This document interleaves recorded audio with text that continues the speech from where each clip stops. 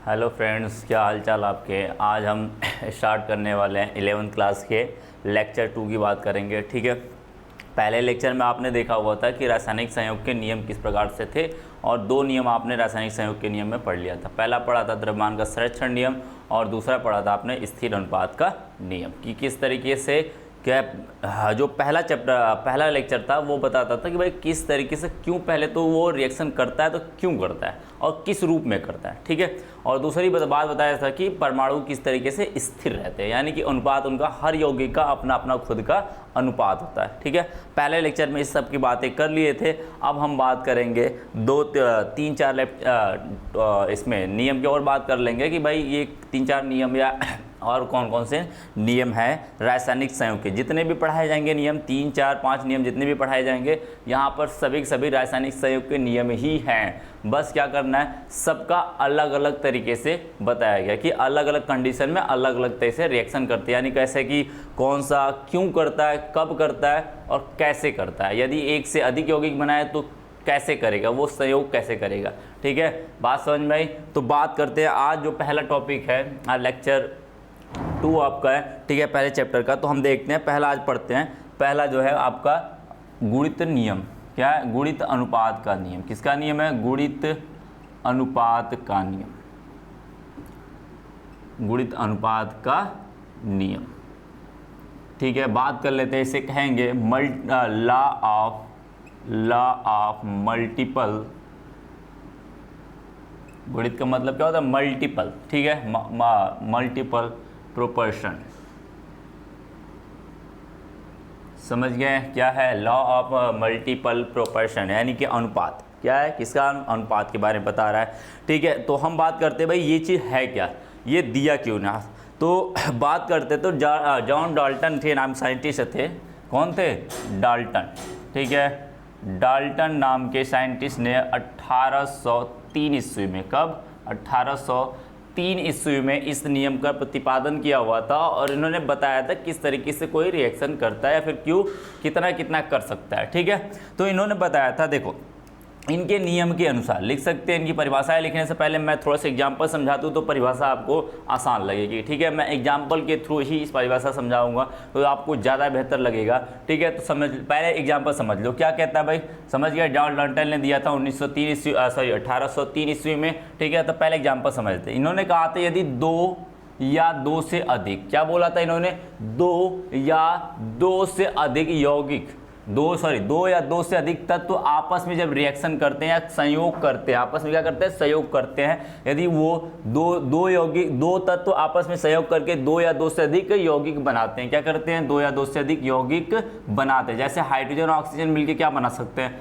H2O बना सकते हैं, पहला यौगिक। और क्या बना सकते हैं? H2O2, जिसको हम कहते हैं परऑक्साइड। क्या बोलते हैं? परऑक्साइड बोलते हैं। ठीक है, बात समझ में आई? क्या बोला गया यहाँ पर? जल बनाया हुआ और परऑक्साइड बनाया हुआ, 2 यौगिक बनाए। किससे मिलके बने हुए? हाइड्रोजन और ऑक्सीजन से।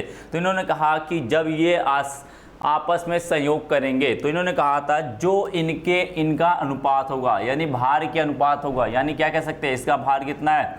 एक हाइड्रोजन का 1 होता है तो 2 हाइड्रोजन का 2। ठीक है, 1 ऑक्सीजन का 16। मैं एग्जाम्पल समझा रहा हूँ, फिर परिभाषा भी बताऊंगा, घबराना नहीं, लिख के दूंगा भाई। इसका क्या होगा? 2 संबंधी क्या होगा? 2 संबंधी कितना होगा? 16 दूनी 1 ऑक्सीजन का 16 तो 2 ऑक्सीजन का 32 हो जाएगा। यानी कि इनका अनुपात क्या है? यहाँ पर देखो हाइड्रोजन का जो अनुपात है वो फिक्स है, निश्चित है। यानी कि कह सकते हैं एक तत्व का और ऑक्सीजन का अनुपात क्या है? यदि मैं कहूँ ऑक्सीजन के इसमें कितना है? 16 है, 16 ग्राम है या फिर 16 ग्राम में डिस्ट्रीब्यूट है ये। अब कहेंगे संबंध 32, क्या कहेंगे? इसमें 32 है, यानी कि इनका संबंध निकालेंगे 16/32 बराबर क्या आ जाएगा? 1/2, यानी कि एक संबंधी क्या लिख सकते हैं? 2। देखो ये सरल गुणित अनुपात है कि नहीं, कि पहला ऑक्सीजन 1 है तो दूसरा ऑक्सीजन उसका मल्टीपल होगा, यानी 2 गुना होगा। क्या होगा? 2 गुना। यदि आगे आएगा, वैसे 3 बनाता तो कहते अगला क्या आता? 3 गुना हो सकता था। बात समझ में? सरल गुणित अनुपात कह भी सकते हो आप। तो ये एक संबंधी 2 संबंधी, अगला आता तो संबंधी 3 हो जाता। ठीक है, मैं आगे भी दिखाऊंगा, इसी को 3 भी करके दिखाऊंगा एक के साथ। ठीक है, बात समझ में आई?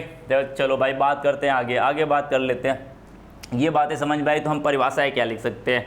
परिभाषाएं क्या लिख सकते हैं? ठीक है, इसको समझ जाओ भाई। मैं फिर एग्जांपल दूंगा, मैं इसका एग्जांपल फिर से दूंगा। ठीक है, तो परिभाषा क्या लिख सकते हैं कि लिख सकते हैं भाई इनके अनुसार, इस नियम के अनुसार, इस नियम के अनुसार, सिंपल सी बात है, इस नियम के अनुसार जब क्या कहेंगे, जब दो तत्व, दो विभिन्न तत्व, जो दो विभिन्न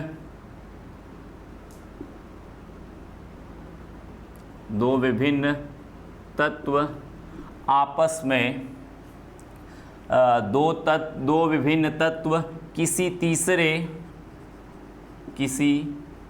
तीसरे तत्व, क्या कह सकते हैं, जब दो तत्व, सॉरी एक मिनट, क्या कहेंगे भाई, देख लो फिर से क्या बोला गया है। वहाँ पे एग्जाम्पल क्या दिया हुआ था, हाइड्रोजन था, ऑक्सीजन था, मिलके क्या बनाया हुआ था, आपका क्या बनाया था, H2O प्लस में H2O2 बनाया था। ठीक है, तो क्या कहेंगे, देखो परिभाषा कैसे लिखते हैं, देखते रहना। हाइड्रोजन क्या है, हाइड्रोजन है। ठीक है, तो कहेंगे जब दो तत्व परस्पर, दो विभिन्न तत्व परस्पर संयोग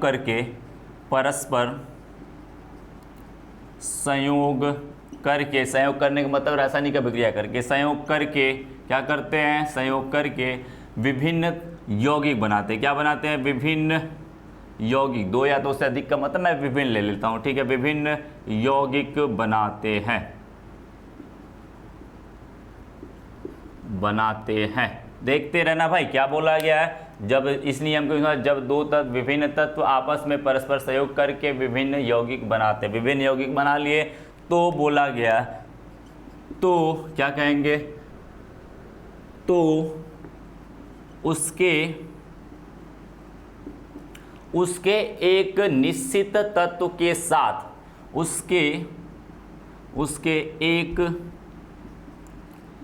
निश्चित तत्व के साथ, एक निश्चित तत्व, क्या यहाँ पे निश्चित तत्व कौन सा है, हाइड्रोजन है। कौन सा है, हाइड्रोजन है। बात समझ में, एक निश्चित तत्व के साथ कोई दूसरा तत्व एक सरल गुणित अनुपात में सहयोग करता है। क्या कहेंगे, एक निश्चित तत्व के साथ कोई दूसरा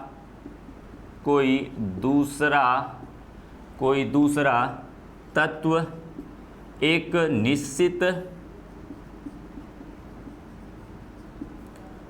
सरल गुणित अनुपात में, निश्चित सरल गुणित अनुपात में संयोग करता है। क्या करता है, संयोग करता है। मैंने भाई एग्जाम्पल मुझे याद है तो मैं परिभाषा लिख सकता हूँ, बिल्कुल परिभाषा लिख सकता हूँ। देखो क्या कैसे लिखा गया है यहाँ पर, देखो कैसे लिखा गया है, फिर से समझ जाओ भाई, इस बात को फिर से समझ जाओ। क्या बोला गया है, देखना क्या बोला गया, हाइड्रोजन था, ऑक्सीजन था। पहली बात बोला गया, इस नियम के अनुसार जब दो विभिन्न तत्व मैंने ले लिया, कौन से, हाइड्रोजन और ऑक्सीजन ले लिया, परस्पर संयोग करके, परस्पर जब मिलते हैं, क्या करते हैं, जब परस्पर मिलते हैं तो क्या बोला गया, विभिन्न यौगिक बनाते हैं। विभिन्न यौगिक कौन कौन से बना सकते हैं, हाइड्रोजन ऑक्सीजन से क्या क्या बना सकते हो, तो क्या बना सकते हो, H2O जल बना सकते हो, और क्या बना सकते हो, परऑक्साइड H2O2 बना सकते हो। परऑक्साइड बना लिया आपने, परिभाषा के हिसाब से मैं चल रहा हूँ। तो उनके एक निश्चित तत्व के साथ ये लगा लेना, के साथ कोई दूसरा एक निश्चित तत्व के साथ, यहाँ पर निश्चित तत्व कौन सा है, हाइड्रोजन है। कौन सा है, हाइड्रोजन है। तो कहेंगे एक निश्चित तत्व के साथ कोई दूसरा एक निश्चित सरल, कोई दूसरा तत्व एक निश्चित सरल अनुपात में संयोग करता है। क्या करता है, सरल गुणित अनुपात में संयोग करता है। तो इसका मतलब क्या हुआ, ये क्या आया था, 2 संबंधे कितना आया था, 16 आया था। ये 2 संबंधे कितना आया था, 32 आया था। यानी कि क्या कहेंगे, इनका यदि मैं ऑक्सीजन दूसरे तत्व का सरल अनुपात की बात करूं तो क्या है, 1 संबंधे 2 का है। क्यों, क्योंकि 16 संबंधे 32 का आपस में, तो कट करेंगे तो क्या आएगा, 1 संबंधे 2। यानी कि देखो ये गुणित अनुपात है कि नहीं, गुणित अनुपात है कि नहीं, बिल्कुल है। चलो मैं दूसरा एग्जाम्पल दिखाता हूँ भाई। दूसरा बात समझ में आई, इसको नोट करना, कर लो, स्क्रीनशॉट लेना, ले लो, जैसे करना हो आपको सुविधा लगे कर सकते हो। ठीक है, अब हम दूसरे पे आते हैं। क्या करते हैं, दूसरे पे आते हैं भाई। दूसरा एग्जाम्पल समझ जाए ज़्यादा बेहतर होगा, वो मैं समझा रहा हूँ इसको। ठीक है, अब देखो, जैसे मैं बात करता हूँ सल्फ़र और ऑक्सीजन की बात करता हूँ, किसका बात करता हूँ, सल्फ़र और ऑक्सीजन की बात करता हूँ। सल्फ़र और ऑक्सीजन से मिला के आप क्या क्या बना सकते हो, क्या क्या बना सकते हो भाई आप, बिल्कुल बना सकते हो। क्या बना सकते हो, सल्फ़र मोनोऑक्साइड बना सकते हो। क्या बना सकते हो, सल्फ़र डाइऑक्साइड बना सकते हो। क्या बना सकते हो, सल्फ़र ट्राईऑक्साइड बना सकते हो। बना सकते हो, 3 ऑक्साइड बन गए। यहाँ पर देखो 2 से मिलके कितने बने, 3 बन गए, ठीक है। वहाँ पे 2 ही बन सकते थे। अब देखो इनका अनुपात क्या होगा, एक सल्फ़र का कितना भार होता है परमाणु का, 32 होता है। संबंध लगा दिया मैंने, लगा दिया। आपको ध्यान रखना होगा परमाणु का भार जो होता है वो पीरियोडिक टेबल में दिया हुआ है, आप उसको याद कर सकते हो कि भाई किस तरीके से कितना होता है। बात समझ में आई। यहाँ पर 32 होता है, एक का 32 होता है, और एक ऑक्सीजन का कितना भार होता है, एक परमाणु ऑक्सीजन का भार कितना होता है, 16 ग्राम होता है, ठीक है। 16 हो गया, इसका कितना होता है, 32 होगा, इसका कितना होगा, 16 दूनी 32 होगा, ठीक है। और इसका कितना होगा, इसका आपस में कितना होगा, 32 संबंधे कितना होगा, 16 तिया 48 हो गया। हो गया, बात समझ में आई। देखो एक निश्चित तत्व के साथ एक निश्चित तत्व का भार समानुपाती है कि नहीं। एक निश्चित का भार क्या है, समानुपाती है, यानी कि सबका सिंपल एक निश्चित है 32 है। तो मैं कहूँगा अब दूसरे तत्व का सरल अनुपात क्या होगा, 16 संबंधे 32 संबंधे 48 होगा। 16 संबंधे 32 संबंधे 48, 16 संबंधे 32 संबंधे 48, क्योंकि इसको मैं हटा लेता हूँ। क्या करता हूँ, हटा लेता हूँ। बात सिंपल सी है, कट करोगे क्या आएगा, 1 संबंधे 2 संबंधे 3 आएगा। यानी क्या हुआ, सरल अनुपात दिख रहा है। यानी कह सकते हैं जो सल्फर का ऑक्सीजन का 1 गुना है, इसमें सल्फर का ऑक्सीजन कितना है, 2 गुना है। इसमें कितना है, उसका 3 गुना है। क्या है, इसमें 1 गुना, 2 गुना और ये 3 गुना। तो है कि नहीं। गुणित का मतलब होता है गुना, यानी कि सरल का मतलब 1 2 3 4 ऐसे आराम से जो चलता हो, ठीक है। तो कहेंगे 1 2 3 है। तो आगे जब बनाता तो वो 4 बनाता, यदि होता तो। ऐसा होता नहीं, क्योंकि सल्फर की भाई जो संयोजकता होती है वो 6 ही होती है, तो 3 दूनी ऐसे बांट लिया हुआ पूरी तरीके से, ठीक है। बात समझ गए हो आप लोग, ठीक है। इस तरीके से हम कह सकते हैं भाई कि आपका गुणित अनुपात का नियम होता है। इस तरीके से कोई संयोग करता है। यदि मैं दूसरे एग्जाम्पल की बात करूं, कोई और एग्जाम्पल दे सकते हो आप लोग, कर सकते हैं भाई, बिल्कुल कर सकते हैं। चलिए देखते हैं भाई, चलिए हम देख लेते हैं भाई क्या होता है दूसरा कोई अनुपात। यदि बात करें दूसरा कोई अनुपात हो सकता है, बिल्कुल हो सकता है। क्या सकते हैं, जैसे मैं किसकी बात कर लूँ, कार्बन और ऑक्सीजन की बात करता हूँ। किसका बात करता हूँ, कार्बन और ऑक्सीजन की बात कर लेते हैं। क्या होता है भाई, कार्बन और ऑक्सीजन से क्या मिलता है, कार्बन मोनोऑक्साइड मिलता है और कार्बन डाइऑक्साइड मिलता है, बनता है। यानी कि 12 संबंध, एक कार्बन का कितना होता है, एक कार्बन का भार कितना होता है, 12 ग्राम होता है, ठीक है। और एक ऑक्सीजन का 16 हो गया, इसमें 12 हो गया संबंधे 32। क्या होगा, यानी कि 16 संबंधे कितना होगा, 32 होगा। यानी कितना आएगा भाई, कितना आएगा, 1 संबंधे 2। यानी सरल अनुपात है, बिल्कुल है। इस तरीके से आप लोग दे सकते हो किस तरीके से ये काम कर रहा है, सरल अनुपात, ठीक है। तो यानी हम कार्बन ऑक्सीजन बोल देंगे तो कौन कौन से बना सकते हो, और उसका सूत्र क्या क्या होगा, इससे बता सकते हैं। कार्बन का क्या होगा, कार्बन मोनोऑक्साइड और कार्बन डाइऑक्साइड, ठीक है। जिसके अंदर एक के अंदर कार्बन के साथ 1 ऑक्सीजन होगा, एक के साथ कार्बन के साथ 2 ऑक्सीजन होगा। बात समझ गए, बिल्कुल समझ गए, ठीक है। बात समझ गए, ठीक है। अब नेक्स्ट की बात कर लेते हैं। एक है आपके पास, अब दूसरे नियम की बात कर लेते हैं। किसका बात करते हैं, दूसरे नियम की। दूसरा नियम है भाई आपका, वो है आपका व्युत्पन्न का अनुपात नियम। क्या कहेंगे, व्युत्पन्न का अनुपात नियम कहते हैं उसे, या फिर तुल्य अनुपात नियम भी कहते हैं। क्या कहते हैं, व्युत्क्रम का अनुपात नियम या तुल्य अनुपात नियम, ठीक है। इंग्लिश में इसको कहते हैं, तो व्युत्क्रम को क्या कहते हैं, रेसिप्रोकल। क्या कहते हैं, रेसिप्रोकल लॉ ऑफ लॉज। क्या बोलेंगे, लॉज, रेसिप्रोकल लॉज। और क्या होता है, नियम का क्या होता है, लॉज हो गया ऑफ, क्या हो जाएगा, अनुपात का होता है प्रोपोर्शन, ठीक है। मैं इसी तरीके से तुल्य को इक्विवेलेंट कहते हैं। क्या कहते हैं, इक्विवेलेंट कहते हैं। क्या कहते हैं, इक्विवेलेंट लॉस कहेंगे। ठीक है, बात समझ में। इक्विवेलेंट, आपने इक्विवेलेंट से ही समझ जाते हो कि एक समान क्या होना चाहिए, एक समान की बात कर रहा है, यानी कुछ न कुछ एक समान होगा। व्युत्पन्न होने का मतलब भी है उसका उल्टा, यानी एक समान कुछ न कुछ चीज़ें होंगी। ठीक है, बात कर लेते भाई, बात कर लेते इसकी कैसे काम करता है ये। पहले फिर से मैं वही एग्जाम्पल के साथ आऊँगा, किसके साथ आऊँगा, मैं एग्जाम्पल के साथ आऊँगा, फिर परिभाषाएँ मैं लिखूँगा तो परिभाषाएँ लिखना आसान हो जाएगा। ठीक है, इधर देखो, यदि इसका सिंपल सा रूल है भाई, सिंपल सा है, हम लोग बनाते चलेंगे। जैसे मैं कहूँ कार्बन, हाइड्रोजन और ऑक्सीजन मिलके क्या क्या बना सकते हैं, कौन कौन से यौगिक बना सकते हैं, तो मैं कहूँगा देखो, इधर कार्बन है, इधर क्या है, ऑक्सीजन है, इधर हो गया हाइड्रोजन। ठीक है, बात समझ में। इधर लिखते हैं कार्बन, इधर हाइड्रोजन, इधर ऑक्सीजन लिख लेते हैं। ठीक है, यदि मैं कहूँ कार्बन और हाइड्रोजन को मिला के क्या बना सकते हैं हम लोग, तो क्या बना सकते हैं, मेथेन बना सकते हैं। बना सकते हैं मेथेन,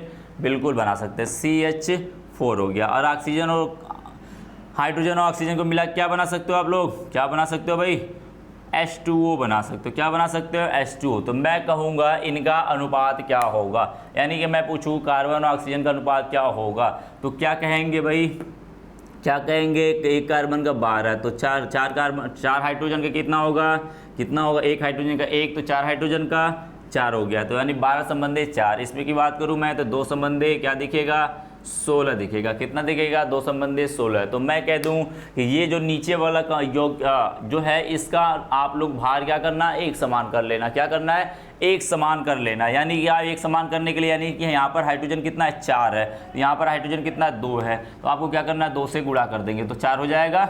2 से गुणा करते हैं 4 हो गया, तो 2 दूनी 4 संबंधे 16 दूनी 32, यानी कि इनको थोड़े से 2 अणु ले लेंगे, जल के 2 अणु ले लेंगे तो 4 संबंधे 32 का अनुपात हो जाएगा। हो जाएगा तो हम कहेंगे, यानी कि देखो एक वाले का समान हो गया, हाइड्रोजन का दोनों में क्या हुआ, एक समान अनुपात है, हाइड्रोजन का दोनों में एक समान अनुपात दिख रहा है, बिल्कुल दिख रहा है, दिख रहा है कि नहीं भाई। मैं रेड कर देता हूँ उसको, देखो इसमें क्या दिख रहा है, हाइड्रोजन का एक समान दिख रहा है, दिख रहा है, बिल्कुल दिख रहा है। समझ गई बात है, समझ गए बात है। अब मैं कह सकता हूँ भाई, जो इसके ऑक्सीजन और हाइड्रोजन आए, जब ऐसी कंडीशन आ जाए, जब ऐसी कंडीशन आ जाए तो आप क्या कहोगे, उस समय जब ऑक्सीजन और कार्बन आपस में संयोग करेंगे तो वो क्या किस में करेंगे, 12 संबंधे 32 में करेंगे। किस में करेंगे, यानी कि इनका अनुपात क्या होगा, 12 संबंधे 32 का होना चाहिए। कितना का होना चाहिए, जब ये यौगिक बनाएंगे तो वो 12 संबंधे 32 का ही यौगिक संबंध में बना सकते हैं। यानी कि क्या कहेंगे, यानी 12 एक कार्बन का 12 होता है, यानी C हो गया, क्या होगा, C होगा। सूत्र की बात करें तो एक कार्बन ऑक्सीजन की मैं बात करूँ, 12 ग्राम किसका, 32 ग्राम किसका होता है, 2 ऑक्सीजन का होता है। कितना का होता है, 2 ऑक्सीजन को, तो यानी कि यौगिक कौन सा होगा, CO2। यानी कार्बन और ऑक्सीजन मिलकर क्या बनाएंगे, CO2 बनाएंगे। यानी बात समझ गए, एग्जाम्पल तो समझ गए, बिल्कुल समझ गए। तो क्या कहते हैं भाई, फिर से समझ जाओ, यहाँ पर कार्बन और हाइड्रोजन को मिला के मैंने क्या बनाया, CH4 यानी मेथेन बनाया। इसका अनुपात क्या होगा, 12 संबंधे 4 का होगा। ठीक है, इसी तरीके से हाइड्रोजन और ऑक्सीजन को मिला के मैंने जल बना लिया। इसमें अनुपात क्या है आपका, कितना है, 2 संबंधे 16 का। यदि मुझे 4 का एक यौगिक, एक तत्व को क्या करना है, बराबर करना है, इसका भार बराबर करना है, यानी कि 2 का गुणा कर देंगे तो ये 4 हो जाएगा। 4 जैसे हुआ, दोनों का बराबर हुआ, दोनों क्या हुए, बराबर हो गए। जब दोनों बराबर हो जाएंगे तो कहेंगे इनका जो अलग अलग दूसरे वाले जो दोनों भिन्न भिन्न तत्व थे उनका अनुपात क्या होगा, एक क्या होगा, तुल्य अनुपात होगा। क्या होगा, तुल्य अनुपात होगा। इसी को हम लोग बोलते हैं ये तुल्य अनुपात हुआ। इसीलिए कहते हैं जब दूसरा कोई यौगिक बनाएगा, 2 आपस में संयोग करेंगे तो वो सरल अनुपात होगा उनका, यानी कि 12 संबंधी कितना होगा, 32 का अनुपात होगा। समझ गए। तो हम लिख सकते हैं भाई, इसको क्या लिख सकते हैं हम लोग, लिख सकते हैं कि जब 2 या 2 से अधिक तत्व, क्या कहेंगे, जब दो तत्व आपस में संयोग करके एक क्या बनाते हैं, क्या लिख सकते हो भाई, जब दो तत्व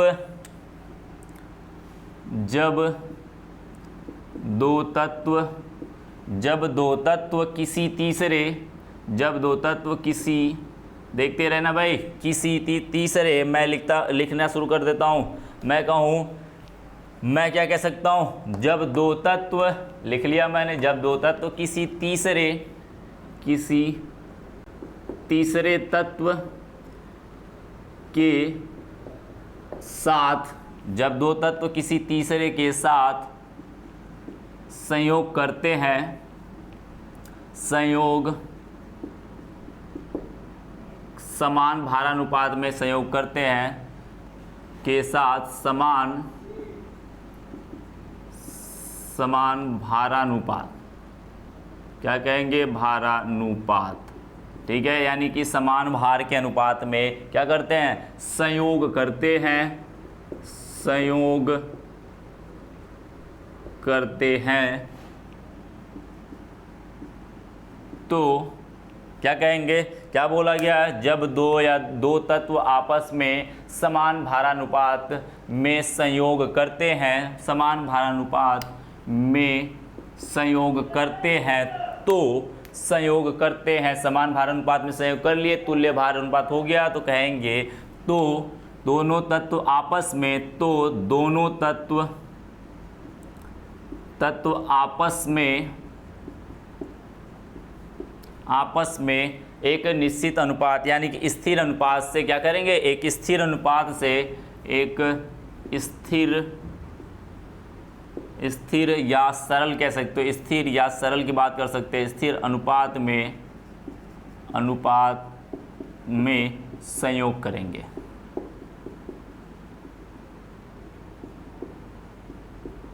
बात समझ गया है, क्या बोला गया है, फिर से परिभाषा देख लेना, क्या बोला गया है, जब दो तत्व किसी तीसरे तत्व के साथ एक समान भारानुपात में संयोग करेंगे, ध्यान से देखते रहना, मैं दिखा रहा हूँ एग्जाम्पल के साथ साथ, जब दो तत्व तीसरे तत्व के समान भारानुपात में संयोग करते हैं, तो दोनों तत्व आपस में एक स्थिर अनुपात के साथ क्या करते हैं, संयोग करते हैं। कर लिया गया, तो यहाँ पर बोलेंगे इनका अनुपात क्या होगा, 12:32 का हो, यानी कि आप कह सकते हो CO2 बनेगा, क्या बनेगा, CO2 बनेगा। इसी तरीके से मैं किसी और एग्जाम्पल की बात कर लेता हूँ भाई, किसकी बात कर लेता हूँ, इधर देखो, ये हाइड्रोजन हो गया, इधर सल्फर हो गया, इधर ऑक्सीजन हो गया, क्या हुआ, सल्फर हो गया, ऑक्सीजन। यदि सल्फर ऑक्सीजन दो तत्व थे, मैं क्या कहूँ, हाइड्रोजन और सल्फर कोई दो तत्व थे, क्या थे, दो तत्व थे, सल्फर और हाइड्रोजन दो तत्व थे, किसी तीसरे तत्व के साथ ये रासायनिक अभिक्रिया कर रहा है, क्या कर रहा है, तीसरे तत्व के साथ रासायनिक अभिक्रिया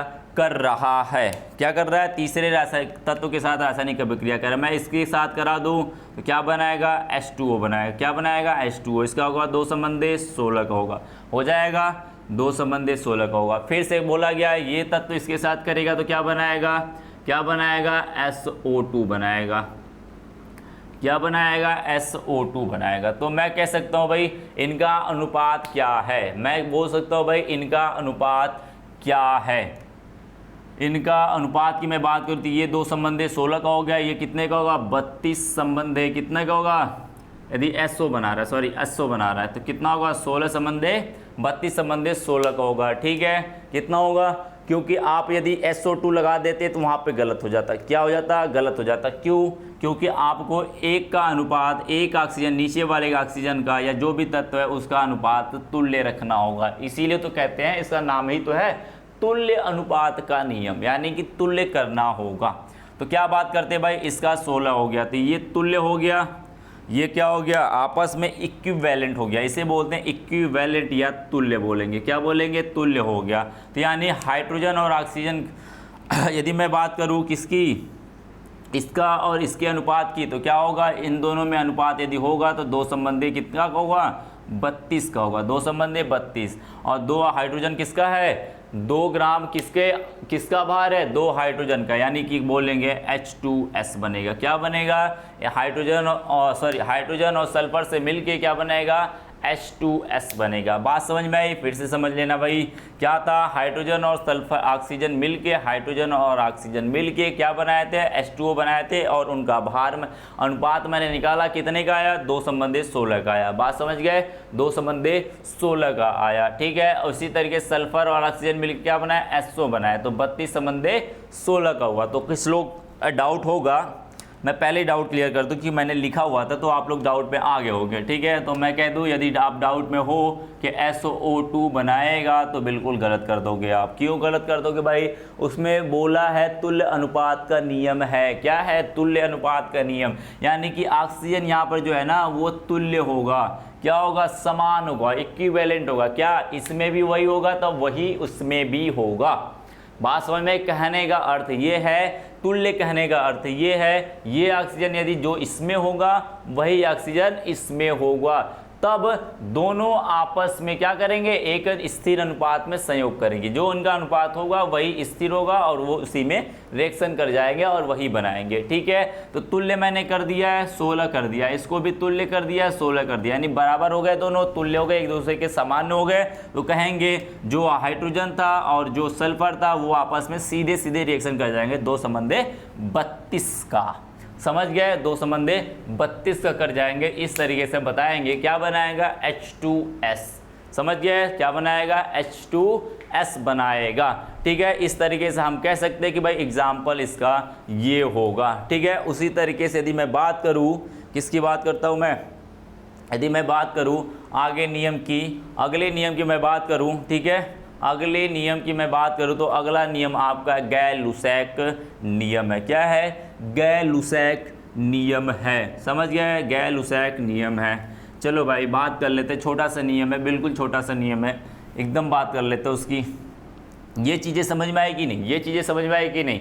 बात समझ गए? यदि ना समझ में आए तो रिवाइंड करके दोबारा देख लेना, बातें समझ में आ जाएगी, ठीक है। रिवाइंड करके भाई दोबारा देख लेना इस चीज़ को, ठीक है। यदि मैं बात करता हूँ तीसरे नियम की, किसकी बात करते हैं? तीसरे नियम की बात करते हैं, तो वो है आपका क्या है? गै-लुसैक नियम है। क्या है? गै-लुसैक नियम है। गै-लुसैक,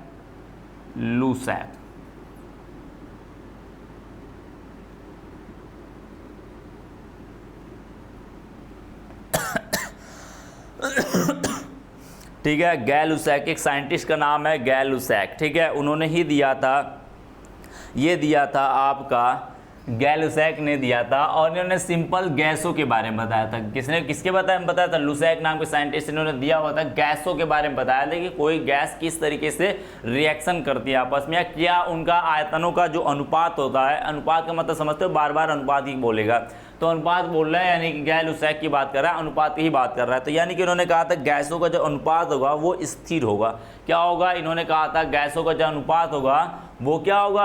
स्थिर होगा। समझ गए? क्या होगा? गैसों का अनुपात स्थिर होगा। जैसे मैं कहूँ हाइड्रोजन गैस है आपके पास, हाइड्रोजन गैस है, और क्या है? क्लोरीन गैस है, ये भी गैस है, ये भी क्या आपके पास? गैस है, ठीक है। अब दोनों को मैं मिलाता हूं तो क्या बनता है? हाइड्रोजन और क्लोरीन को मिलाते हो क्या बनता है भाई? क्या बनता है? HCl बनता है। क्या बनता है? HCl बनता है। इसको बैलेंस कर लोगे, 2 ही लगा दोगे, हो गया, बराबर हो गया। दोनों के अणु क्या हो गए? आपस में बराबर हो गए। तो मैं बात कर सकता हूँ भाई इनका अनुपात क्या होगा। यदि आयतनों का अनुपात ले तो इन्होंने कहा था इसका आयतन कितना लिया गया है? 1 लिया गया। कितना लिया गया? आयतन इसका 1 है। इसका भी आयतन कितना है? 1 है। आयतन 1 है। इसका कितना है? 2 आयतन। क्या है? 2 आयतन। क्यों? क्योंकि बात करेंगे भाई यहाँ पर जब हम आप लोग लिखते थे तो यहाँ पर अणुओं की संख्या को ही मैं आयतन बोल रहा हूँ। क्या बोल रहा हूँ? अणुओं की संख्या को ही मैं आयतन बोल रहा हूँ। क्यों? क्योंकि मैंने लिखा क्या हुआ है, आपको ध्यान रखना पड़ेगा। मैंने लिखा क्या हुआ है, ये बनने वाले भी गैस ही है। क्या बनने वाले? HCl जो बनेगा इस समय वो गैस ही होगा। क्या होगा? गैस ही होगा। तो मैं इस पे एक क्वेश्चन दूंगा आप लोग को, 11 वालों को, जो कक्षा 10 में आपने किया हुआ था। लास्ट में क्वेश्चन पूछूंगा और आप कमेंट बॉक्स में बताना। क्या करना? आप कमेंट बॉक्स में बताना उसका क्वेश्चन का आंसर वो क्या होगा। मैं कक्षा 10 का क्वेश्चन पूछूंगा इसमें से, ठीक है। HCl जो गैस ही है, ठीक है, इसी के ऊपर लास्ट में मैं पूछूंगा, तो बात को नोट कर लेना, ठीक है। यदि यहाँ पर जो अणुओं की संख्या वही आपका आयतन बताया जाएगा। क्यों? क्योंकि गैस जो होता है, गैस का हमेशा आयतन लिया जाता है। 1 लीटर, 2 लीटर, 3 लीटर जो भी रहे वो लिया जाएगा, ठीक है। सेंटीमीटर स्क्वायर, सेंटीमीटर क्यूब, या फिर जो मीटर क्यूब या डेसीमीटर क्यूब में जो लिया जाता है वो सब आयतन ही लिया जाता है। तो वही बताएंगे भाई, यहाँ पर आयतन लिया गया, जिसका 1 आयतन, इसका 1 आयतन, इसका 2 आयतन। यदि मैं बात करूँगा, यदि मैं बात करूँ इनके अनुपात का, इनके आयतनों का अनुपात का, तो क्या कहेंगे? इनका 1 है और इसका भी क्या है? 1 है, और इसका कितना बनने वाला उत्पाद कितना है? 2 है। यानी कि इनका अनुपात कैसा है? सरल है। सिंपल सी बात है भाई, क्या है? सरल अनुपात है। क्या है? सरल अनुपात है, यानी कि 1 2 3 ऐसे में आएगा। वो 1 1 आ सकता है, 2 2 आ सकता है, 1 1 1 आ सकता है, या फिर 1 1 2 आ सकता है, या फिर 1 2 1 आ सकता है, या फिर 2 2 2 आ सकता है, कुछ भी आ सकता है। ठीक है, यानी कहने का मतलब वो सरल होना चाहिए, वो 1 2 3 रूप में होना चाहिए। वो दोहरा भी सकता है, नहीं भी दोहरा सकता है। बात समझ में आई? दोहरा भी सकता है, नहीं भी दोहरा सकता है। इसी तरीके से मैं अगला का बात करूं तो इसे मैं बोलूंगा गैर-लुसैक नियम, या फिर बोलूंगा इनका अनुपात क्या है? निश्चित है। क्या है? अनुपात निश्चित या सरल है। निश्चित है और सरल अनुपात है। ऐसे कहेंगे सरल अनुपात। क्या है? सरल अनुपात है। समझ गए हैं? बात समझ गए? अब आगे नेक्स्ट की बात कर ले। दूसरे एग्जाम्पल की मैं बात करता हूँ। दूसरे एग्जाम्पल की मैं बात करूँ तो क्या कह सकता हूँ भाई? जैसे हैबर विधि से आप लोग अमोनिया बनाते हो, कक्षा 12 में आओगे तो पढ़ने को मिलेगा हैबर विधि से अमोनिया बनाने की। ठीक है, इसी पे इनको नोबेल प्राइज़ भी मिला हुआ, तो ध्यान रखना इस बात को। क्या बनेगा भाई? NH3 बनेगा। क्या बनेगा? अमोनिया बनेगा NH3। और कितनी बार बनेगा? सॉरी 2 बार बनेगा। कितने बनेगा? 2 बनेगा। और इसका कितना बनेगा? इसका कितना होगा? 3 होगा। बैलेंस करने आता ही है, कर लेना बैलेंस। ठीक है, यदि मैं बात करूँ इसका कितने आयतन है, यदि मैं आयतन की बात करता हूँ, किसके बाद लिख लेता हूँ आयतन? आयतन मैं लिख लेता हूँ। ठीक है, मैं आयतन की बात करूँ, आयतन की बात हुई, कितना है? 1 है। इसका कितना है? 3 है। इसका कितना है? 2 है। क्या है? 2 है। बात समझ गए? बात समझ गए? इसका कितना आयतन? 1 है। देख के बता सकते हो, मैंने कहा था जो अणुओं की संख्या है, जो मैं आगे बता रहा हूँ, अभी बता दो। फिर आगे एक नियम भी है इसके, जो ऐसे लिखा जाए, कुछ भी अणु लिखा जाए, कोई भी अणु लिखा जाए, अणु क्या होता है? जो मुक्त अवस्था में होता है। ठीक है, जो भी अणु लिखा जाए उसके आगे की जो संख्या होगी वही उसके अणुओं की संख्या होती है। क्या होती है? अणुओं की संख्या। यदि वो गैस है तो मैं वहाँ पे आयतन भी बोल सकता हूँ, उसको क्या बोल सकता हूँ? आयतन भी बोल सकता हूँ। तो यहाँ पर क्या है? यहाँ पर कुछ दिखाई दे रहा है? नहीं दिखाई दे रहा है। 1 दिखाई, यानी कि 1 से गुणा है, यानी 1 है। 1 है तो भाई इसका आयतन 1 है। यहाँ पर कुछ दिखाई दे रहा है इसके आगे, ये हाइड्रोजन अणु है, इसके आगे कुछ दिखाई दे रहा है? हाँ, 3 दिखाई दे रहा है। आगे जो होगा वही उसका आयतन हो जाएगा, 3 हो गया, क्योंकि ये भी गैस है। लिख लो भाई, ये भी गैस ही है, नाइट्रोजन भी गैस है, हाइड्रोजन भी गैस है आपका, और अमोनिया बनने वाला भी गैस ही है। ठीक है, गैस है। तो कहेंगे इसका 1 आयतन, इसका 3 आयतन, इसके आगे दिखने वाला 2 है, तो यानी इसका आयतन 2 है। तो मैं इनके अनुपात की मैं बात कर लूँ, किसकी बात करूँ मैं? इनके अनुपात की मैं बात करूँ तो क्या कहूँगा? 1 संबंधे 3 संबंधे 2 कहेंगे। क्या कहेंगे? 1 संबंधे 3 संबंधे 2 कहेंगे, या फिर मैं बोल सकता हूँ 1 संबंधे 2 संबंधे 3 बोल सकता हूँ। यानी क्या है? ये सरल अनुपात है। क्या है? सरल अनुपात है। ठीक है, क्या है? ये सरल अनुपात है। इसको बोलते हैं गैर-लुसैक नियम। बिल्कुल सिंपल सा है, बिल्कुल छोटा सा एकदम, ऐसे ही निकालना पड़ेगा आपको। जैसे भी रिएक्शन देखना, रिएक्शन देख लेना, आपको बता देगा कि गैर-लुसैक नियम का मतलब होता है सिंपल सा, उनका सरल अनुपात होना चाहिए, यानी उनका आयतन जो मिलने का है वो सरल होना चाहिए। तो मैं परिभाषा की बात कर दूँ तो परिभाषा क्या लिख सकते हो? बना सकते हो, बिल्कुल बना सकते हो। क्या लिखोगे भाई? क्या कहेंगे कि जो इस नियम में जो गैसें होती हैं, इस नियम के अनुसार अभिकारक के गैस और बनने वाले उत्पाद के गैसों का, यदि वो उत्पाद गैस में है, क्या बोलेंगे? अभिकारक के गैसों, अभिकारक यदि गैस में है और उत्पाद भी गैस में है, तो अभिकारक तथा उत्पाद के आयतन क्या होंगे? आयतन का अनुपात क्या होगा? एक निश्चित होगा और सरल होगा। क्या होगा? अनुपात क्या होगा? एक सरल अनुपात होगा। बात समझ में आई? लिख सकते हो, बिल्कुल लिख सकते हो। तो चलो भाई, मैं ही लिख देता हूँ आपको। क्या लिखोगे आप लोग? देखते रहना, मैं एग्जाम्पल इसलिए पहले दे रहा हूँ कि आप एग्जाम्पल को देख के ही समझ जाओगे। एक बार एग्जाम्पल समझ गए, सारी कहानी समझ जाओगे, और आप परिभाषाएं बना सकते हो। इसकी परिभाषाएं देख के एग्जाम्पल बनाते हो, मैं एग्जाम्पल को देख के ही परिभाषा बनाता हूँ। ठीक है, जो कि बहुत ही ईजी होता है। बात समझ में आई? बहुत ईजी होता है भाई, देख के परिभाषा बनाना, देख के परिभाषा लिखना बहुत ईजी होता है। आप एग्जाम्पल याद रखोगे, देख के बता दोगे भैया ये है, तो क्या कहेंगे? इस नियम के अनुसार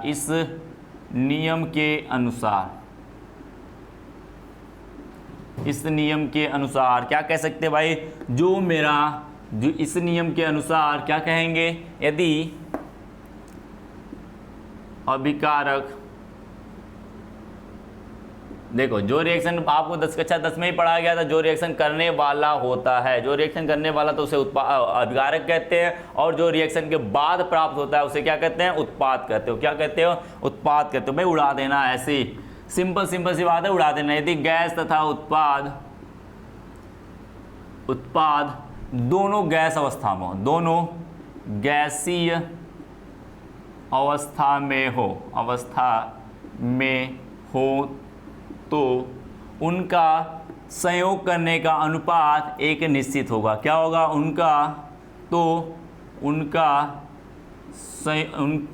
उनके ऐसे लिखो, उनके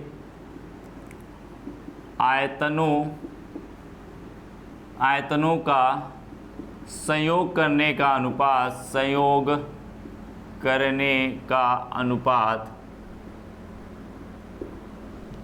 सरल होगा। क्या होगा? सरल होगा।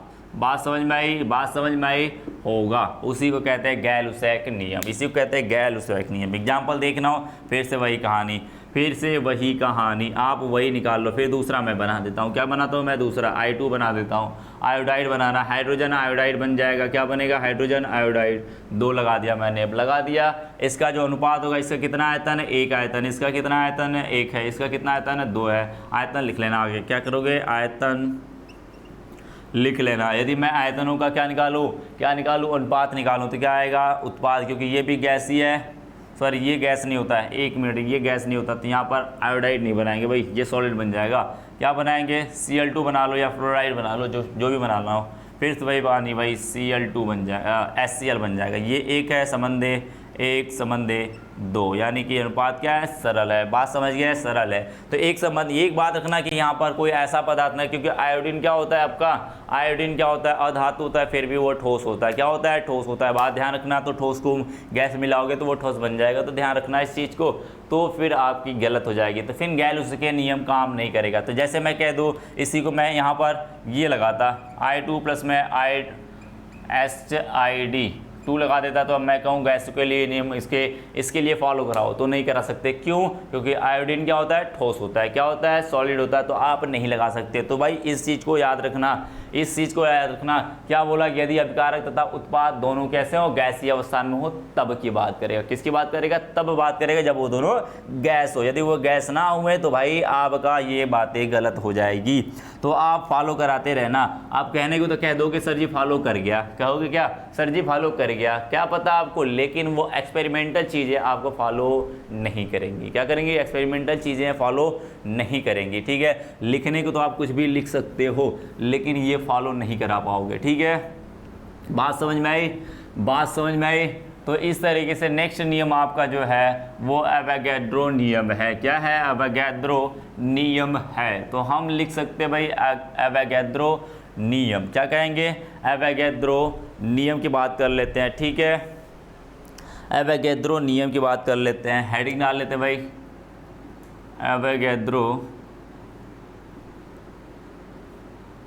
एवोगैड्रो नियम। ठीक है, बात समझ में आई? एवोगैड्रो एक नियम है, एवोगैड्रो ने दिया हुआ था, इन्होंने बताया हुआ था। इस नियम को, नियम अलग चीज़ है और एवोगैड्रो संख्या अलग चीज़ है। आपने शायद पढ़ा होगा तो एवोगैड्रो संख्या पढ़ी होगी। ठीक है, एवोगैड्रो नियम अलग है और एवोगैड्रो जो संख्या है वो अलग है। दोनों को एक ही लोगों ने दिया हुआ था, तो नियम थोड़े से अलग है। उसी से नियम से ही संख्या वो बताई जाती है। ठीक है, बातें बताई जाती हैं। तो भाई एवोगैड्रो नियम क्या कहता है? ये इसको 1811 ईस्वी में किसने खोजा था? एवोगैड्रो ने खोजा हुआ था। किसने खोजा था? एवोगैड्रो ने खोजा हुआ था, या फिर दिया हुआ था, प्रतिपादन किया हुआ था। तो इस नियम के अनुसार हम कहते भाई जो गैसों का आयतन है, इन्होंने भी आयतन के बारे में ही बताया था, और इनका जो अनुप्रयोग करते हैं वो सबसे महत्वपूर्ण है। जो देखो गैल-लुसैक नियम की तरह है, थोड़ा बहुत ही है, लेकिन इनका जो अनुप्रयोग है वो ज़्यादा महत्वपूर्ण है। जैसे कि किसी भी अणु का, कोई अणु आपको दे दिया गया तो उसका आपको क्या निकालना है? उसका आणविकता निकालनी, परमाणविकता निकालनी होती है। क्या निकालनी होती है? परमाणविकता निकालनी होती है। या फिर वो नियम जो होता है, ये नियम इसके लिए फॉलो भी करता है, जैसे कोई अणु दे दिया उसका द्रव्यमान निकालना होता है, यानी कि आणविक द्रव्यमान निकालना होता है, उसके लिए वो बताया है, वो नियम फॉलो करेगा, सही करेगा नियम भाई। ठीक है, बात समझ गए? तो एवोगैड्रो नियम के अनुसार गैसों का समान आयतन पे ही वो गैस आपस में क्या करते हैं, समान आयतन पे ही वो गैस आपस में रिएक्शन करते हैं। यानी कि मैं बात करूं यदि आयतन समान होगा तभी वो रिएक्शन करेंगे आपस में, नहीं तो नहीं करेंगे। यदि गैस है H2 है Cl2 है, ठीक है, तो क्या कहेंगे, क्या बना, HCl बना, कितना बना, 2 बना। यानी इसके कितने आयतन है, 1 है, इसका आयतन 1 है, इसका आयतन कितना है, 2 है। यानी कि आयतन दोनों के बराबर है, 1 + 1 कितना होता है, 2 होता है। इधर कितना हुआ, 2 हो गया, और इधर कितना है, 2 है। यानी कि आयतन दोनों का कितना है, समान है। यानी कि ये रिएक्शन पॉसिबल है, ये रिएक्शन पॉसिबल है। यदि मैं कहूँ, क्या कहूँ, इसी रिएक्शन को मैं ऐसे लिख देता हूँ भाई, इसी रिएक्शन को मैं अलग तरीके से लिख सकता हूँ, तो क्या कह सकते हो, यानी मैं कह सकता हूँ इसी रिएक्शन को ऐसे लिख देता भाई, HCl बन गया। चलो मैंने लगाया कितना, H2 बनाया, H2 लगाया, Cl2 लगाया, और मैंने क्या बना दिया, HCl बना दिया, सिर्फ HCl बना दिया। तो क्या ये पॉसिबल है, ये क्या पॉसिबल है, बिल्कुल नहीं। आप कहोगे सर जी बिल्कुल पॉसिबल नहीं है, क्या है, बिल्कुल पॉसिबल नहीं है। क्यों, क्योंकि आपका ये कितना बना, 1 अणु बना है, जो कि बनेगा ही नहीं, ये बनेगा कितना, दुगुना बनेगा। यानी कि कह सकते हैं समान अणुओं पर समान आयतन उत्पन्न करते हैं। यानी फिर या कह सकते हैं, इसी बात को दूसरे शब्द में कह सकते हैं, क्या कह सकते हैं, एक समान, यदि मैं कहूं समान अणु लोगे तो एक समान अणु में आयतन क्या होगा, समान होगा। एक समान अणु में आयतन क्या होगा, एक समान होगा। तो मैं कह सकता हूं कि यदि मैं बात करूं इसके n अणु, मैंने 1 लिया तो ये बना कितना, 2 बना, कितना बना, 2 बना, ठीक है। तो मैं कह सकता हूं यदि मैं इसका n ले लूं, कितने अणु ले लूं, n अणु ले लूं, इसका भी n अणु ले लूं, ले सकता हूं भाई, 2 लेता, इसका 2 लेता, ये 4 बनता, कितना बनता, यदि मैं इसका 2 कर देता, यहाँ पे 2 कर देता, कितना होता, 4 होता। तो मैं कह सकता था यदि इसका मैं 2 लेता, इसका 2 लेता, तो ये कितना बनता, 4 बनता है। इसी तरीके से मैं कह दूँ ये n लूँ और इसका भी मैं कितना लूँ, n लूँ, तो ये कितना बनेगा, कितना बनने चाहिए भाई, 2n बनने चाहिए। क्या बनने चाहिए, 2n बनने चाहिए, बनता भी है। तो हम कहेंगे क्या, तो एक बात यहाँ से निकाल के कह सकते हैं, इस बात से निकाल के कह सकते हैं कि समान आयतन पे, क्या कह सकते हैं, समान आयतन पे, समान आयतन पर क्या कहेंगे, अणुओं की संख्या यहाँ से निकाल के कह सकते हैं समान आयतन पर अणुओं की संख्या समान होती है, अणुओं की संख्या समान होती है। क्या होती है, समान होती है। बात समझ में आई।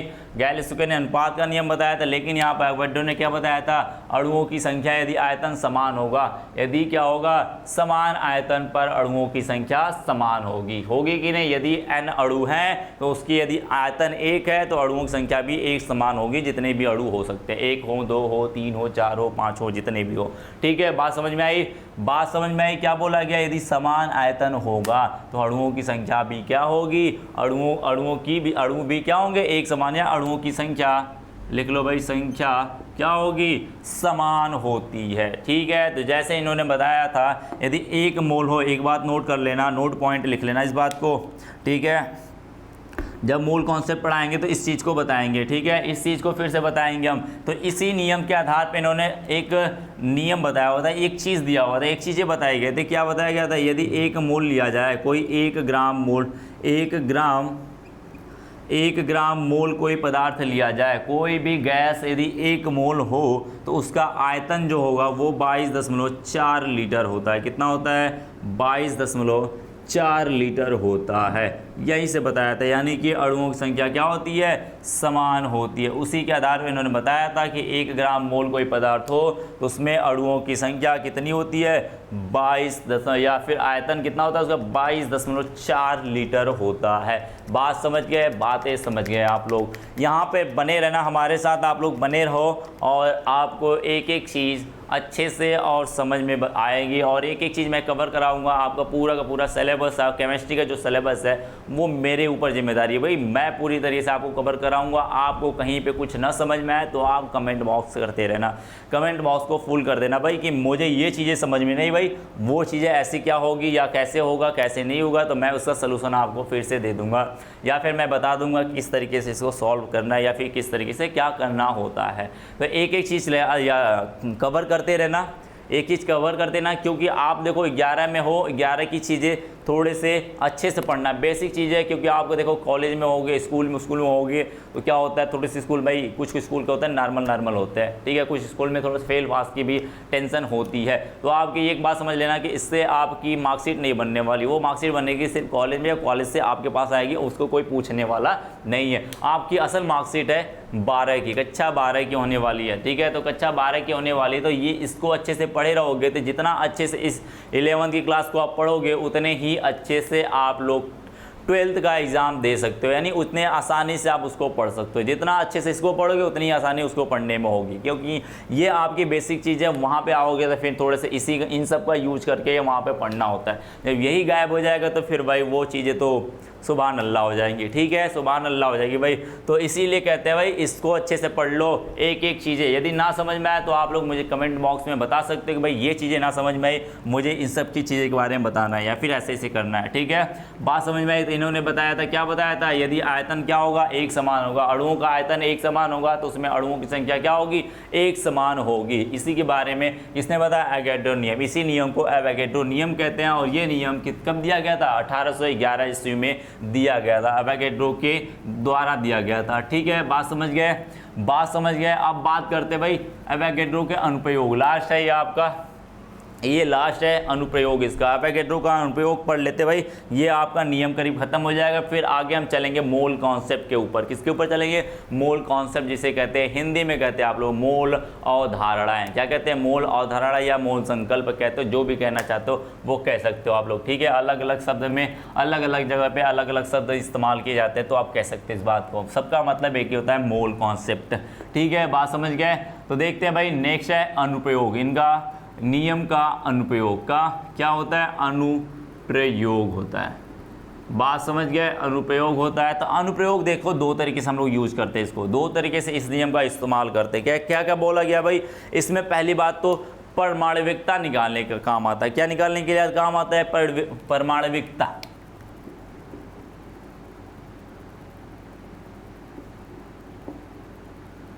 परमाणविकता समझ गए, परमाणविकता यानी कि एटॉमिसिटी, क्या बोलते हैं, एटॉमिसिटी। समझ गए बातें समझ गए। क्या बोला जाता है, परमाणविकता क्या होती है। मैं लिख सकता हूँ भाई, इसकी डिफिनेशन भी लिख सकता हूँ, सिंपल सी डिफिनेशन है, बिल्कुल जानते हो आप लोग, ध्यान रखना ये बेसिक चीज़ें है, थोड़े से भाई याद रखना इसको। क्या बोला जाता है, परमाणविकता क्या होता है, किसी भी अणुओं की संख्या, किसी भी अणु में उपस्थित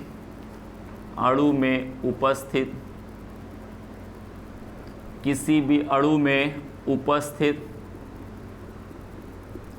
अणु में उपस्थित परमाणुओं की संख्या, परमाणुओं की संख्या क्या कहलाता है, परमाणविकता कहलाता है। क्या कहलाता है, परमाणविकता।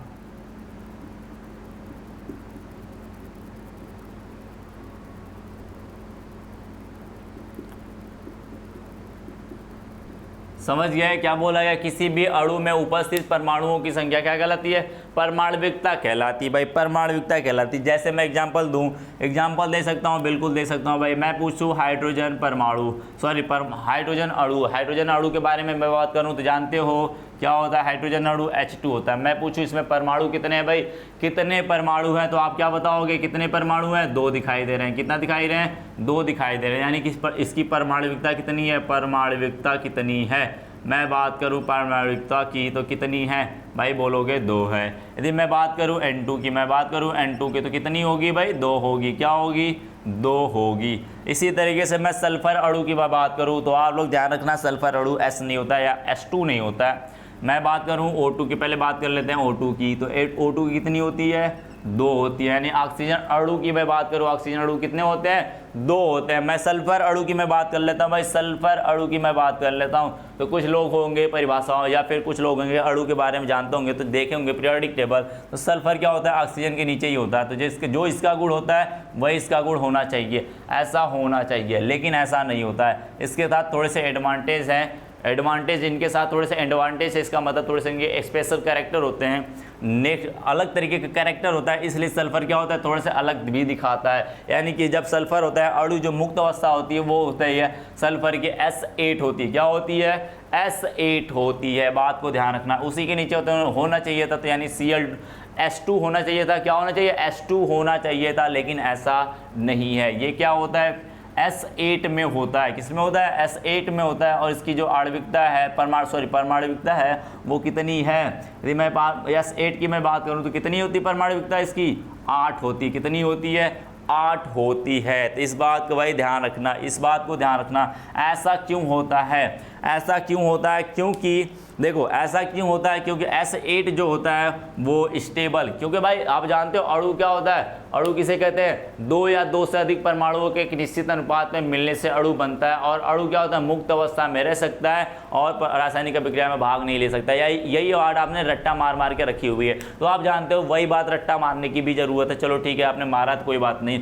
क्या बोला गया भाई? ये मुक्त अवस्था में रह सकता है। मुक्त अवस्था में कौन रहता है? जो अस्थायी रहता है। क्या रहता है? अस्थायी रहता है। तो भाई जो सल्फर होता है ना, वो सल्फर होता है ना, वो S2 के रूप में ना अस्थायी रहता ही नहीं है। S2 के रूप में अस्थायी रहता है नहीं है, इसलिए वो S8 के रूप में हो जाता है। ढेर सारे 8 सल्फर के परमाणु जुड़ के क्या बना लेते हैं? S8 बना लेते हैं। इनका स्ट्रक्चर जो होता है वो क्राउन की तरह होता है। किसकी तरह होता है? क्राउन की तरह, कुछ इस तरीके से होता है। ठीक है, बात समझ गए? कुछ इस तरीके से W कह सकते हो आप, जो कहना चाहो वो कह सकते हो आप लोग। ठीक है, बात समझ में? हर कोने पे sulphur sulphur sulphur sulphur sulphur sulphur है। कितने सल्फर हो गए? 1 2 3 4 5 6। कितने? एक इधर है, सॉरी, हो गए। कितने सल्फर हुए भाई? 1 2 3 4 5 6 7 8 हो गए। मैं नंबरिंग भी कर देता हूँ आप लोग को आसानी के लिए। 1 2 3 4 5 6 7 8 सल्फर हो गए। ये इस तरीके से जुड़े होते हैं। ध्यान रखना इस बात को भाई, ध्यान रखना। ताज होता है ना, देखो ताज देखो ना, क्राउन जिसे कहते हैं, उसी तरीके से होता है, क्राउन की तरह होता है। ये ताज की तरह कुछ दिखता है, मतलब ताज देखते हो ना, मतलब ये W मत समझ लेना इसको, W नहीं समझ रहे हो ना। एक गोला होता है ना, गोला जैसे, इसको देख लो, इसको पकड़ के ना फैला लेना, ऐसे करना, इसको पकड़ के फैला देना। अब क्या होता है? एक इधर निकला हुआ, एक इधर निकला हुआ, एक इधर निकला हुआ। ताज देखे हो ना, हर जगह पे एक इधर निकलता है, एक इधर निकलता है, एक आगे निकलता है, एक पीछे निकलता है। देखे हो ना 4 कोने, वो उसी तरीके से एक इधर निकला हुआ, एक इधर, मतलब इन दोनों को थोड़े से पकड़ के फैला देना। थोड़े से फिगर में दिख नहीं रहा है, ये 2D है, क्या है? 2 डायमेंशन है, इसलिए दिखाई नहीं रहा है। 3 डायमेंशनल होता तो आपको दिखा देते हैं। मैं भाई किस तरीके से होता है, ठीक है? इनको थोड़े से पकड़ के फैला देना, तो क्या होते हैं? अस्थाई, ऐसे अस्थाई होते हैं। ये इस तरीके से अस्थाई होते हैं, इसलिए इनको S8 के रूप में होता है। इसकी परमाणुविकता कितनी होती है? 8 होती है। इस बात को ध्यान रखना, ठीक है? बात समझ गए? उसी तरीके से इनकी पर क्या हुआ? ये परमाणुविकता हो गई। बात समझ गए? अणु हो गए, उनकी परमाणुविकता यानी परमाणुओं की संख्या हो गई। बात कर लेते दूसरे नियम की, यानी इनके दूसरे अनुप्रयोग की बात कर लेते। भाई वो दूसरा अनुप्रयोग क्या है आपका? दूसरा अनुप्रयोग है आणविक द्रव्यमान निकालने का। क्या निकालने का? आणविक द्रव्यमान निकालने के लिए है। बात समझ गए? तो सल्फर का थोड़ा सा ध्यान रखना आप लोग, सल्फर मिलता नहीं, कि किसी को बताता नहीं जल्दी, ठीक है? तो याद रखना इस बात को। चलो भाई दूसरे नियम की बात कर लेते हैं। दूसरा नियम क्या है आपका? आणविक द्रव्यमान। क्या है? आणविक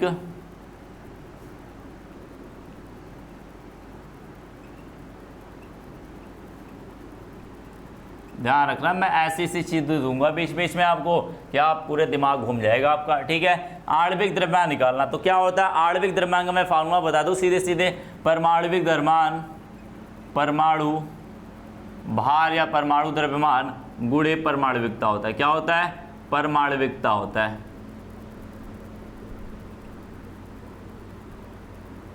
ठीक है, बात समझ गए? फार्मूले को नोट कर लेना, फार्मूले को नोट कर लेना, यही इसका अनुप्रयोग है, यानी कि आणविक द्रव्यमान निकालना। जैसे मैं कहूँ, एग्जाम्पल दे दूँ भाई, ये लास्ट टॉपिक है आपकी, क्या मैं एग्जाम्पल देता हूँ? H2 दे देता हूँ। हाइड्रोजन अणु की मैं बात करूँ तो एक हाइड्रोजन अणु का कितना द्रव्यमान होता है? 1 होता है। गुणे हाइड्रोजन कितने हैं? 2 हैं, यानी 2 से गुणा कर देंगे, कितना हो जाएगा भाई? कितना हो जाएगा? 2 हो गया। बात समझ गए? इसी तरीके से मैं O2 की मैं बात कर लेता हूँ, किसी की बात करता हूँ? O2 की मैं बात करूँ, और आपको क्या बोलूँ मैं? यदि मैं क्या बोलता हूँ, इसमें क्या बोलूँ, ओ का कितना होता है, एक ओ का कितना होता है 16 होता है, कितना 16 होता है, गुड़े कितने ओ हैं, कितने ऑक्सीजन है 2 हैं, तो आप कह सकते हो क्या 32 होते हैं। कितना होता है O2 का 32 होता है। इसी तरीके से मैं ओजोन अणु की बात करता हूँ। ओजोन क्या होता है O3 होता है, क्या होता है ओजोन की मैं बात करूँ O3 होता है। तो मैं पूछूंगा इसकी पहले तो परमाणुकता बता दोगे कितनी होगी, 3 होगी। परमाणुकता कितनी होती है, 3 होती है। बात समझ गए।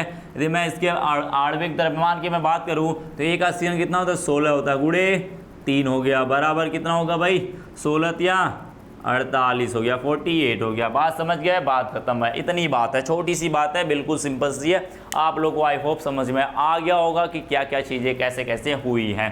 बात समझ गए, बातें समझ में। अब मैं थोड़े से एक्स्ट्रा बता देता हूँ आपको। एक चीज़ ध्यान रखना, जो आणविक द्रव्यमान है ना, ये अणुओं के बारे में बता रहा है, ठीक है। लेकिन आप यदि कहीं कोई यौगिक बन गया, कोई यौगिक अणु के रूप में आ गया, ये यौगिक है किसका, जल का है, ये भी एक अणु है, एक क्या है अणु है। मैं इसकी द्रव्यमान की बात करूं तो अलग अलग अणुओं का आप लोग द्रव्यमान निकाल के जोड़ देना। क्या करना, जोड़ देना आपस में। जैसे मैं कहूं एक हाइड्रोजन का कितना होता है, 1 होता है, गुणे 2 हाइड्रोजन है, प्लस कर देंगे क्योंकि इसके अंदर कौन कौन से तत्व हैं, हाइड्रोजन है और ऑक्सीजन है। तो दोनों का क्या करूंगा मैं, आणविक द्रव्यमान निकाल के जोड़ दूंगा आपस में, तो पूरे यौगिक का हो जाएगा। क्या होगा, पूरे यौगिक क्या, पूरे अणु का हो जाएगा। बात समझ गया।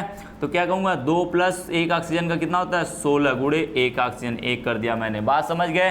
अलग अलग दोनों का निकाल के मैंने क्या किया, जोड़ दिया, क्योंकि एक ही यौगिक है या एक ही अणु है। तो मैं बात करूंगा 2 + 16 बराबर कितना होगा 18, यानी कि एक H2O का या जल का कितना होता है आणविक द्रव्यमान 18 होता है। बात समझ गया। इसी तरीके से मैं दे देता हूँ कुछ, आप लोग कमेंट बॉक्स में नीचे बता देना कि इनका आणविक द्रव्यमान क्या होगा।